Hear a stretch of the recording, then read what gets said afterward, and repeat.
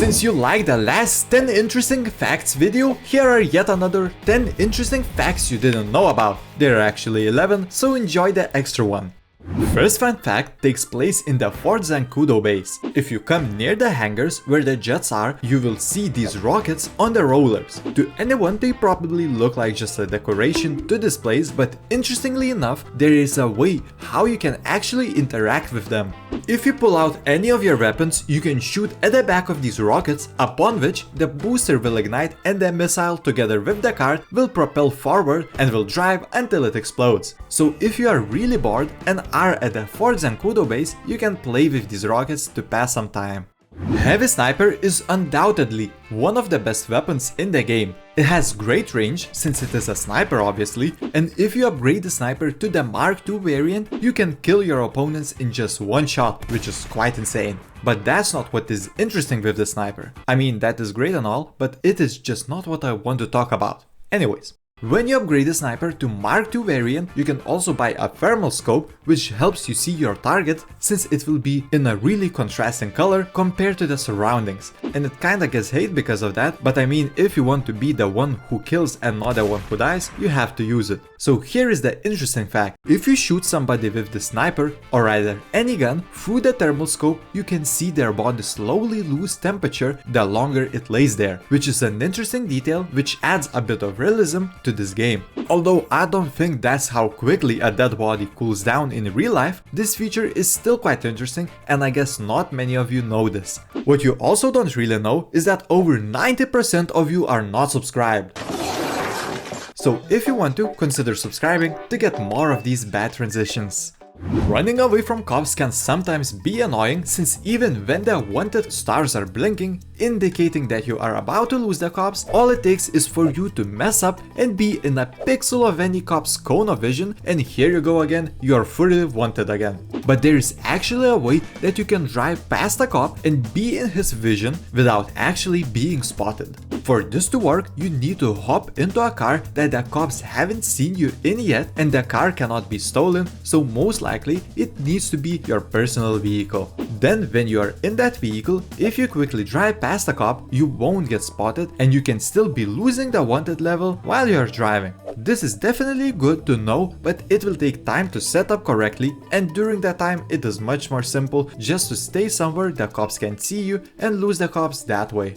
Of course, it will only take time to set up if you are using your personal vehicle and you are not cheeky like me and find a bike that actually can be grabbed from the street, but it is not considered stolen, so cops don't think that you are doing anything illegal.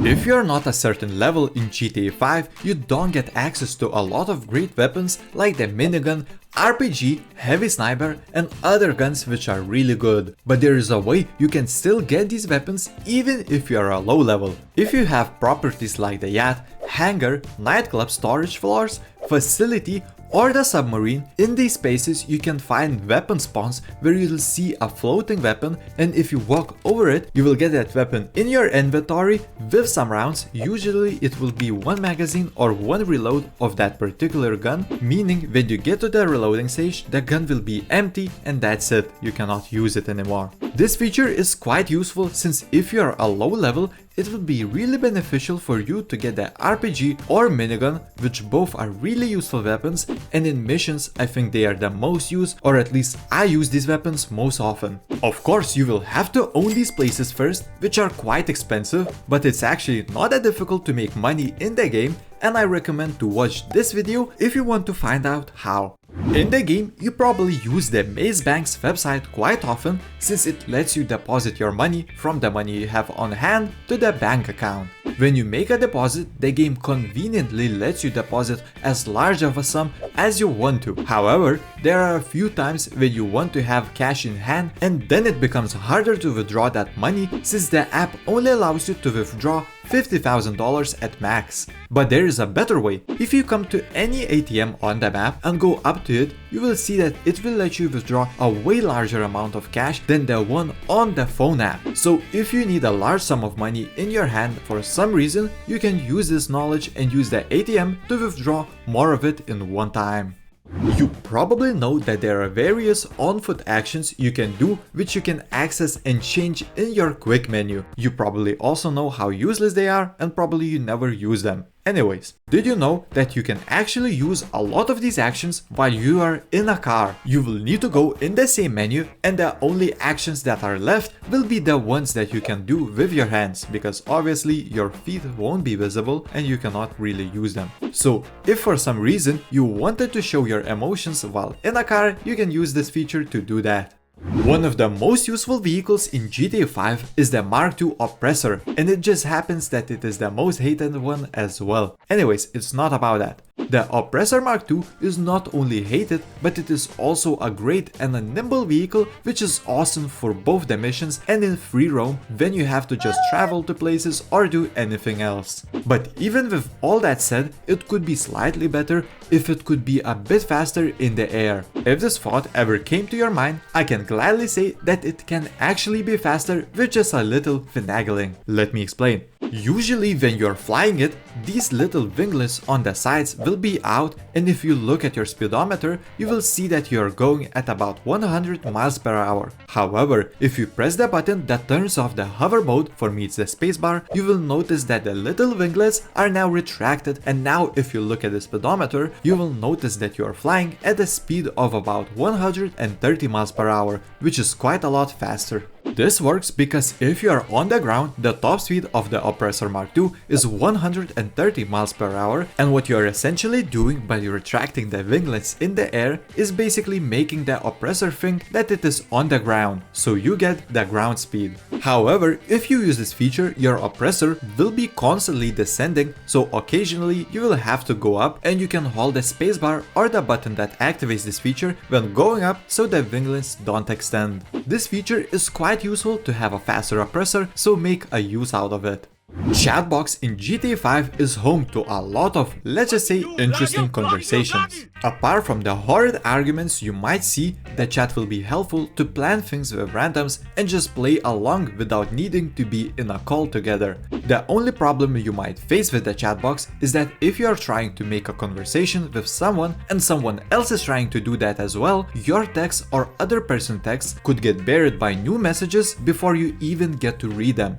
But in fact, there is a way you can view those messages even if you don't see them now. When you're not in the typing screen, in the chat box, you can use your page up and page down keys on your keyboard to scroll through the chat box and read all the messages, and I think that you can actually go back up really far, so even if you want to read a whole convo, you can do that. So if you didn't know about this, now you do, and hopefully it will make your chatting experience better or worse. The Del Perro Pier is home to a lot of action and nice memories. My name's Trevor. What's yours? Apart from that, the Del Perro also has some funky stuff going on. Usually, if you want to jump off the pier, you just come up to the railing and jump, which will make your character nicely dive into the water. You can also avoid that by just jumping over the railing, and that way you will just fall casually. But there is this one spot where it doesn't work like that. If you come up to the front of the pier, to the staircase, you will want to stand on the 5th step of the staircase and jump, which actually won't make you jump, but rather will make you dive straight into the railing. If you know about this glitch already, it's probably because you had a scenario where you are just trying to jump off the pier and then end up diving for no reason onto the floor. But at least now you will know how you can replicate it if you want to do that for some reason. If you want to go scuba diving underwater, you will need a scuba suit to be able to dive for as long as you want, since without it you will quickly drown, which is no fun.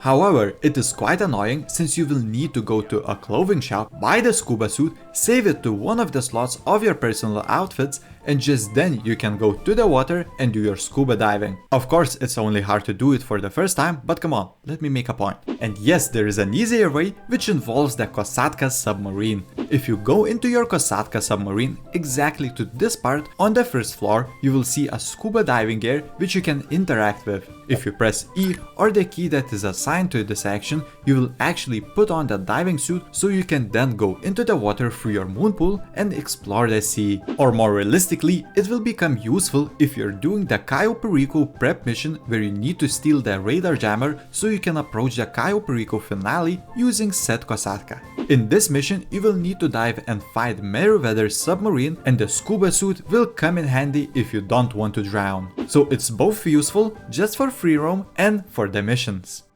One annoying thing, if you care about aesthetics of your car, is when you accidentally press your right mouse button and smash out your window on your nice car, which leaves these shards of glass sticking out of the window which just don't look good. But did you know there is a way you can smash, or more correctly, remove the window without anything sticking out afterwards? For that, just select your fist in the gun wheel and then press the right click, and that way the window will just disappear without the need of smashing it, so your car will keep looking nice while missing a window. Let me know if you knew any of these facts and features from this video. And as always, I will see you lovely people in the next one. Have a wonderful day.